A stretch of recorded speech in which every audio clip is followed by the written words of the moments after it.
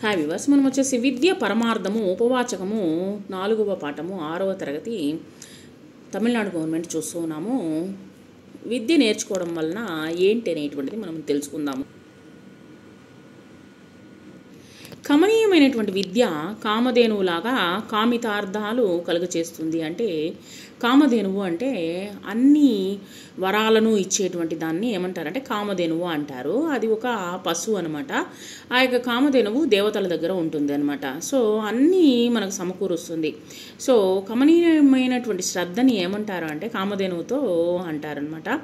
ఎన్ని దేశాలకు ఎగినా తల్లి చందంగా కాపాడుతుంది, మనల్ని వచ్చేసి కాపాడుతుంది అనమాట. ఎన్ని దేశాలు ఎగినా ఎన్ని దేశాలకు పోయినా మనకు చదువు అనేటువంటిది అండగా నిలబడుతుంది. సజ్జన సంఘంలో మన్ననలను అందుకుంటాడు. మంచి వ్యక్తుల దగ్గర వచ్చేసి ఈ సంఘంలో వచ్చేసి మంచి పేరు ప్రతిష్టలను అందుకుంటాడు అనమాట. బాగా చదువుకోవడం వలన పుణ్యమేదో పాపాలేదో అనేటువంటిది తెలుసుకుంటాడు. పుణ్యపాపాలను తెలుపుతుంది. ఇహపరాలను సాధిస్తుంది. ఇహలోకము పరలోకములో మంచి అనేటువంటిది మనము సాధించగలుగుతాము. అగ్నిలో కాలనిది, నీళ్లలో నాననిది, చోరుల పాలుగానిది. అంటే ఇక్కడ చూడండి, అగ్నిలో అంటే ఇప్పుడు వచ్చేసి మనము పుస్తకాలు అగ్నిలో వేసేయచ్చు, మంటల్లో వేసేయచ్చు, నీళ్ళల్లో వచ్చేసి తడిపేయచ్చు, నీళ్ళల్లో నానిపోవచ్చు, చోరుల పాలుకోవచ్చు. కొంతమంది వచ్చి పుస్తకాలు దొంగతనాలు చేస్తూ ఉంటారు, వాటిని కూడా తీసుకుని పోవచ్చు, మనకు అవసరం లేదు. అన్నదమ్ముల యొక్క ఆస్తి విభాగాల్లో సంబంధం లేనిది విద్య.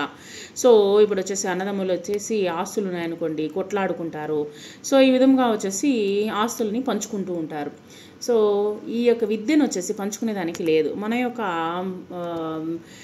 తెలివితేటలు అనేటువంటిది ఎవరు తీసుకొని పోలేరనమాట. విద్య ధనానికి ఎన్నటికీ చేటు రాదు. ధనానికి ఎటువంటి చేటు రాదు. విద్యను నిగూఢ గుప్తమైనటువంటి విత్తంతో యశస్సు కలిగించే దానిగా, భోగకరిగా, విదేశాలకు ఏగునప్పుడు ఆప్త బంధువుగా భావిస్తారు. ఇది వచ్చేసి మనకు మంచి మిత్రుడుగా ఉంటుందన్నమాట. మన యొక్క తెలివి. పంచచరిత్ర, భర్తృహరి, సుభాషిత రత్నావళి విద్యను బహుదా ప్రశంసించాయి. ఎక్కువగా వచ్చేసి విద్య వలన ఎటువంటి మంచి జరుగుతుందో అనేటువంటిది ఎక్కువగా ప్రశంసించడం జరిగిందనమాట ఈ యొక్క పుస్తకాల్లో.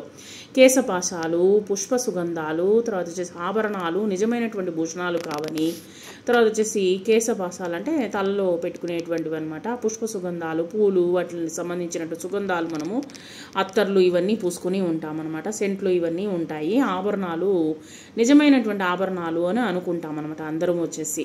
కానీ వాగ్భూషణానికి మూలమైనటువంటిది విద్య అని చెబుతారు. మనం మాట్లాడేటువంటి విషయాన్ని, మంచి మాటని మాట్లాడాలి అంటే అది విద్య వల్లనే సాధ్యమవుతుంది. విద్యను ధన సంపాదనకు ఒక దారిగా చెప్పిన మాట నిజమే. కానీ అంటే విద్యని వచ్చేసి ఏం చేసుకుంటారు, చాలామంది అమ్ముకుంటూ ఉంటారు. అది నిజమే, కానీ అదే ప్రధాన ధ్యేయంగా పేర్కొనలేదు. అది వచ్చేసి ప్రధాన ధ్యేయంగా పేర్కొనలేదు.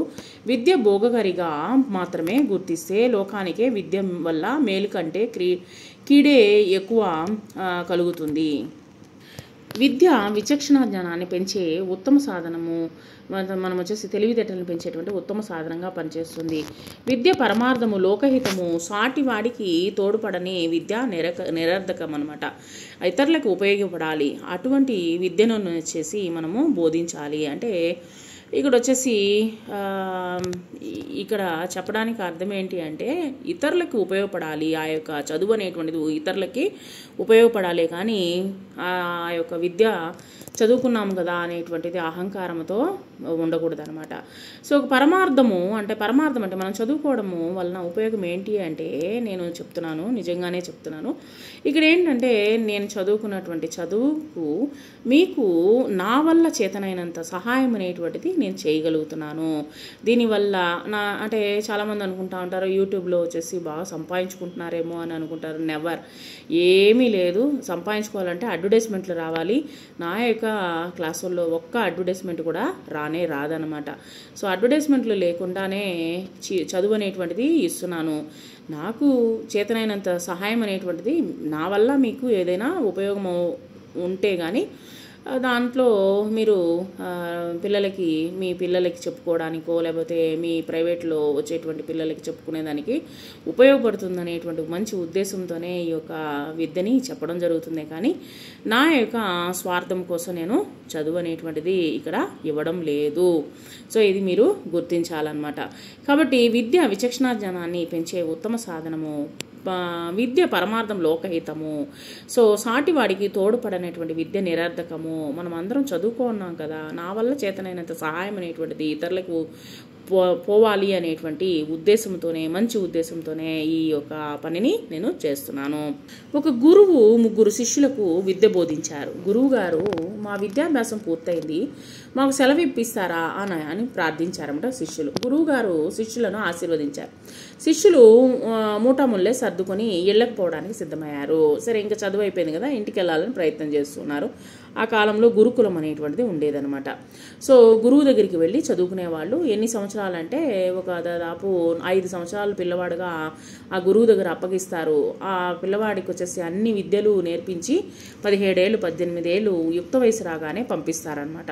సో ఆ విధంగా అనేకమైనటువంటి రాజుల యొక్క పిల్లలు కావచ్చు, తర్వాత వచ్చేసి చాలామంది వచ్చేసి యొక్క బ్రాహ్మణుల యొక్క పిల్లలు, తర్వాత వచ్చేసి అక్కడ ఉన్నటువంటి వాళ్ళు చదువు ఎవరెవరికైతే అవసరం అవుతుందో వాళ్ళందరూ వచ్చి నేర్చుకుంటారనమాట. సో ఈ విధంగా గురుకులము పూర్తి చేసిన తర్వాత, విద్యాభ్యాసం పూర్తి చేసిన తర్వాత మూటాముళ్ళు సర్దుకొని వాళ్ళు బయలుదేరుతూ ఉన్నారనమాట. మీ ఊరికి పోవడానికి అనేక మార్గాలు ఉన్నా నేను చూపేటువంటి దారి గుండానే మీరు వెళ్ళండి అని నాయనలారా అంటూ ఈ యొక్క గురువు గారు చెప్పారనమాట. అని గురువు ఒక బాట చూపారనమాట, ఒక దారి చూపించారు. ఆ రోజుల్లో విద్యార్థులు చెప్పులు వేసుకునే వాళ్ళు కాదనమాట. మీరు గమనించినట్లయితే ఆ దారి అంతా కంటకమయంగా ఉంటుంది. ఇప్పుడంటే రోడ్లు ఉన్నాయి, అయినా కానీ వచ్చేసి చెప్పులు అనేటువంటిది మనము ఉపయోగిస్తూ ఉన్నాము. ఆ కాలంలో వచ్చేసి చెప్పులు అనేటువంటి ఉపయోగించే వాళ్ళు కాదు. ముళ్ళు గుచ్చుకుంటాయి, రాళ్ళు గుచ్చుకుంటాయి, అజాగ్రత్తగా అడుగేస్తే ముళ్ళు గుచ్చుకుంటాయి. మొదటి శిష్యుడు తన పాదాలకు ముళ్ళు గుచ్చుకోకుండా జాగ్రత్తగా నడుస్తూ ఎలాగో అలాగా ఆ బాట దాటాడనమాట. రెండో శిష్యుడు ఈ బాట ఎలా దాటాలో అని దీర్ఘంగా ఆలోచించగా ఒక ఉపాయం తట్టింది. ఆలోచిస్తూ ఉన్నాడు. చెట్లు బెరడ్లలో పాదాలకు కట్టుకున్నాడు అనమాట. బెరడ్లను చెట్లకు కట్టుకున్నాడు, అంటే ముళ్ళు గుచ్చుకోకుండా ఆ దారిన నడిచి అవతలకు చేరాడనమాట. కాళ్ళకు వచ్చేసి ఆకులు ఇవన్నీ ఉంటాయి కదా, వాటిని కట్టుకున్నాడు అనమాట. మూడో శిష్యుడు ఇలా అనుకున్నాడు, నేను ఏదో ఒక ఉపాయంతో ఈ కంటక మార్గంపై నడుచుకుంటూ ముందుకు సాగిపోవచ్చు, కానీ నా తర్వాత ఎవరైనా పొరపాటున ఈ మార్గాన్ని నడిస్తే వాళ్లకు ఈ ముళ్ళు గుచ్చుకుంటాయి. నేను ఇప్పుడే ఈ ముళ్ళనన్నింటినీ ఏరివేస్తే భవిష్యత్తులో ఎవరికీ బాధ కలగదు, అందరికీ మేలు జరుగుతుంది అనేటువంటిది ఆలోచించాడనమాట మూడవ శిష్యుడు అనమాట. మొదటి శిష్యుడు ఏం ఆలోచించాడు, మొత్తం వచ్చేసి ఎలాగోలాగ దాటేసిపోతుంది అని దాటేశాడు. రెండవ శిష్యుడు వచ్చేసి అబ్బా నా కాళ్ళకి ముళ్ళు గుచ్చుకుంటున్నాయి, మొత్తం వచ్చేసి కాళ్ళకి ఆకులన్నీ కట్టుకొని ఎలాగోలాగ దాటేశాడు. మూడో వాడు అబ్బా నేను నడిచే దారంతా ముళ్ళున్నాయి, ఇవి వేరే వాళ్ళు నా తర్వాత వచ్చేటువంటి భావితరాల వారికి, అంటే నా తర్వాత వచ్చేటువంటి శిష్యులు ఉంటారు కదా, అక్కడ నుంచి దాటుకొని వచ్చేటువంటి వాళ్ళకి ముళ్ళు గుచ్చుకుంటాయి, కాబట్టి నేను వచ్చేసి ఈ ముళ్ళనన్నిటిని ఏరివేస్తే భవిష్యత్తులో ఎవరికి బాధ కలగదు, ఆ ముళ్ళ వల్ల ఎవరికి బాధ అనేటువంటి కలగదు అని చెప్పి ఆలోచించాడు. వెంటనే అతడు పని ప్రారంభించాడు. వరుసగా కనపడిన ముళ్ళన్నింటినీ ఏరిపారేశాడు, దానికి నిష్కటంగా గావించాడు. మిగిలిన 2 శిష్యులు ఎగతాళి చేస్తున్నా పట్టించుకోలేదనమాట. అందరూ ఎగతాళి చేస్తూ ఉంటారు, కొంతమంది నవ్వుకుంటా ఉండొచ్చు, ఏంటి క్లాసులు వచ్చేసి వరుసగా వస్తూనే ఉంది, సబ్స్క్రైబులేమో చేసుకుంటా ఉన్నారు, సబ్స్క్రైబులేమో ఆపేస్తూ ఉన్నారు, సబ్స్క్రైబులు వచ్చేసి కొంతమంది డిలీట్లు చేసుకుంటూ ఉన్నారు, అయినా పర్వాలేదు, నాకు ఏమీ బాధ లేదు, సబ్స్క్రైబ్ చేసుకున్నా సరే సబ్స్క్రైబ్ చేయకపోయినా సరే నాకేం బాధ లేదు. ఎందువల్లంటే ఇక్కడ ఇతను చెప్పినటువంటి బాటనే నేను అనుసరిస్తున్నాను. ఎందుకంటే వెంటనే అతను పని ప్రారంభించాడు, వరుసగా కనపడిన ముళ్ళన్నింటినీ పారివేశాడు. సో ఎగతాళి చేస్తూ ఉన్నారు, చాలామంది ఎగతాళి చేస్తూ ఉండొచ్చు.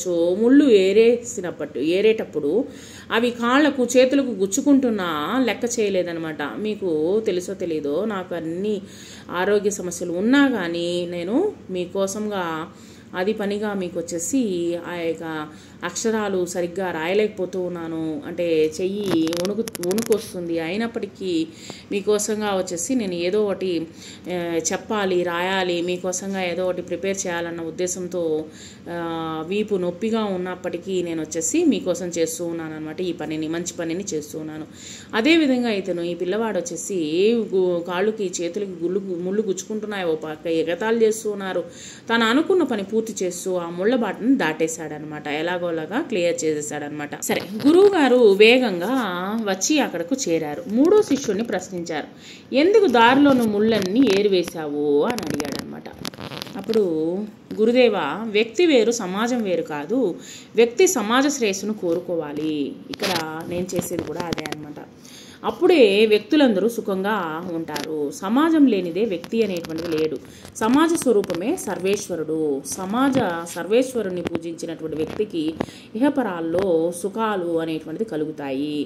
ఆ ఇహపరాల్లో సుఖాలు కలుగుతాయేమో మనకు తెలియదు, కానీ ఇక్కడ వచ్చేసి సర్వేశ్వరుణ్ణి పూజించినటువంటి, అంటే ఇక్కడ నేను భావించేది ఏంటి అంటే వచ్చేసి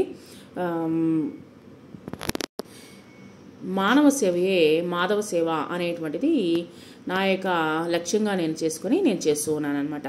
కొండల్లో, కోణల్లో, నగరాల్లో ప్రజలు పండితులైన, పామరులైన, కుబేరులైన, కుచేరులైన తరతమ భేదం లేకుండా సమాజం అనేటువంటి సర్వేశ్వరుణ్ణి సేవ చేయాలి. అంటే సమాజంలో ఉండేటువంటి వాళ్ళ కోసంగా మనవంతు చేతనైనంత సహాయం అనేటువంటిది చేయాలి. ఇన్నాళ్ళు మీరు బోధించినటువంటి విద్య పరమార్థము ఇదే అని నేను అర్థం చేసుకున్నాను. అందుకనే నేను దాన్ని ఆచరణలోకి పెట్టాలనే ప్రయత్నం అనేటువంటిది ప్రారంభించాను. ఈ దారిలోని ముళ్లను ఏరిపారేసి ఇకపై ఈ దారిలో నడిచే వారికి కష్టం కలగకుండా చేశాను. ఈ విధంగా నా చేతనైన సమాజ సర్వేశ్వరుణ్ణి ఆరాధించాను అని అన్నాడనమాట వినయంగా. కాబట్టి తను చేసేటువంటి సేవను వచ్చేసి మాధవ సేవగా భావించి నేను చేస్తూ ఉన్నాను. అదేవిధంగా వచ్చేసి సమాజానికి తాను చేసినటువంటి సేవ వచ్చేసి భగవంతునికి చేసినటువంటి సేవగా అతను భావించాడు. గురువుగారు, నాయన్లారా, చదువు అయిపోయింది, సెలవు ఇప్పించండి అన్నారు. నిజానికి మొదట ఈ దారిన వచ్చినటువంటి ఇద్దరికీ చదువు పూర్తి కాలేదు. విద్య పరమార్థము తెలియనిదే చదువు పూర్తి అయినట్లు కాదు. ఈ మూడో విద్యార్థికే ఇది తెలిసింది. లోకహితం కోసమే విద్య అని ఇతడు గ్రహించాడు. ఇక్కడ చెప్పింది 100కి 100 నిజము. Thank you very much.